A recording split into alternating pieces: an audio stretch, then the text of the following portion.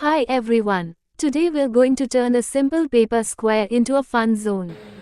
Join me for a triple dose of creativity. Our first activity is to use our mighty lungs to blow the pom-pom out of the square.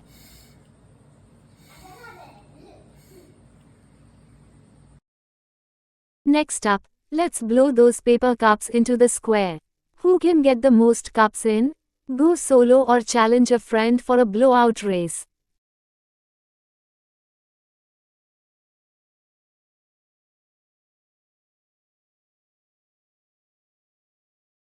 Our last activity is simple yet satisfying one. Arrange dominoes into the square.